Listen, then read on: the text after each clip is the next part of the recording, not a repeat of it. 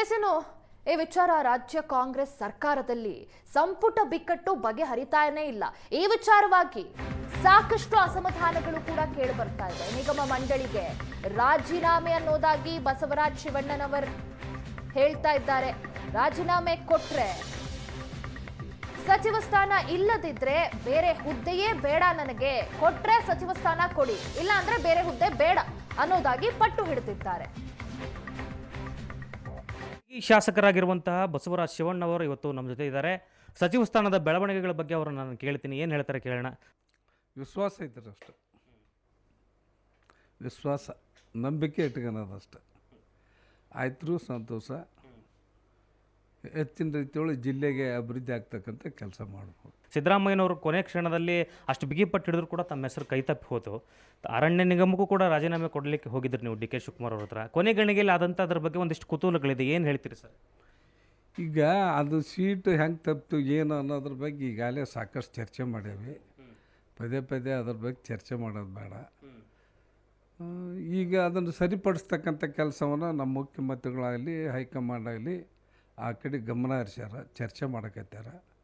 ಇವತ್ತಿಲ್ಲ ನಾಳೆ ಒಂದು ಒಳ್ಳೆ ನಿರ್ಣಯ ಬರ್ಬೋದು ಅಂತಕ್ಕಂಥ ಆಶೆ ಐತೆ. ಒಂದು ಕುರುಬ ಸಮುದಾಯದ ಪ್ರಬಲ ವೋಟ್ ಬ್ಯಾಂಕ್ ಇರುವಂತಹ ಉತ್ತರ ಕರ್ನಾಟಕ ಭಾಗದ ಕುರುಬ ಸಮುದಾಯದ ಶಾಸಕರನ್ನ ಬಿಟ್ರಲ್ಲ, ಇದು ಎಲೆಕ್ಷನ್ ಸಂದರ್ಭದಲ್ಲಿ ಖಂಡಿತವಾಗಿಯೂ ಇದು ನಕಾರಾತ್ಮಕ ಪರಿಣಾಮ ಆಗುತ್ತೆ ಅಲ್ವ ಸರ್?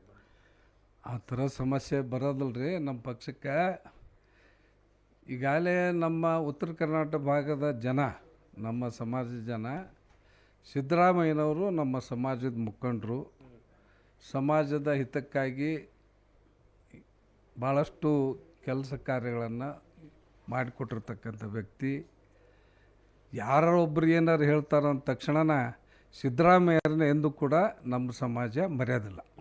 ಅಲ್ಲ, ಅವ್ರು ಹೇಳಿದಂಥ ಹೆಸರೇ ಬಿಟ್ಟು ಹೋಯ್ತಲ್ಲ, ಮತ್ತು ಅದು ಪರಿಣಾಮ ಅದು ಕೆಲವೊಂದು ಸಂದರ್ಭಗಳ ನಡೆ ಹೊತ್ತಿನಾಗ ಸ್ವಲ್ಪ ಎಡುತ್ತಿರ್ತಾರೆ. ಏನೋ ಒಂದು ಸಮಸ್ಯೆ ಆಗೈತಿ, ಅದು ಸರಿಪಡಿಸ್ತಕ್ಕಂಥ ಕೆಲಸ ಕೈ ಹಾಕ್ಯಾರಲ್ಲ ನಮ್ಮ ಮುಖ್ಯಮಂತ್ರಿಗಳು, ಹೈಕಮಾಂಡು ಕೂಡ ಅದ್ರ ಬಗ್ಗೆ ಚಿಂತನೆ ಮಾಡಕತ್ತಾರೆ. ಆಕೈತಿ, ಇವತ್ತಿಲ್ಲ ನಾಳೆ ಒಳ್ಳೇದಾಕೈತಿ. ಸಿದ್ದರಾಮಯ್ಯನವರೇ ಗಾಡ್ ಫಾದರ್ ಅಂತ ಪದೇ ಪದೇ ಹೇಳ್ತಿದ್ರಿ, ಈಗಲೂ ಗಾಡ್ ಫಾದರ್ ಆಗೇ ನಡ್ಕೊಂಡು. ಹೌದೌದು, ಈಗೂ ನನ್ನ ಬಗ್ಗೆ ಇಂಥ ವಿಶೇಷ ಕಾಳಜಿ ವಹಿಸ್ಯಾರಲ್ಲ, ಅವ್ರದ ಒಂದು ಋಣವನ್ನು ಎಷ್ಟು ಕೂಡ ತೀರಿಸಿದ್ರು ಕಡಿಮೆ. ಅಂಥ ಒಬ್ಬ ಒಳ್ಳೆಯ ನಾಯಕ ನನಗೆ ಸಿಕ್ಕಿದ್ದು ನಾನು ಪುಣ್ಯ ಅಂತ ನಾನು ಬಯಸ್ಕೊಂಡು.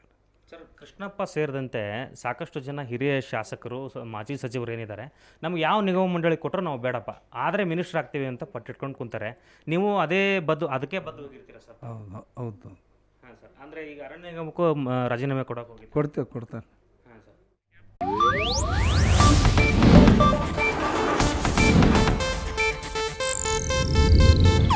ಇದು ಏಷ್ಯಾನೆಟ್ ನ್ಯೂಸ್ ನೆಟ್ವರ್ಕ್ ಪ್ರಸ್ತುತಿ.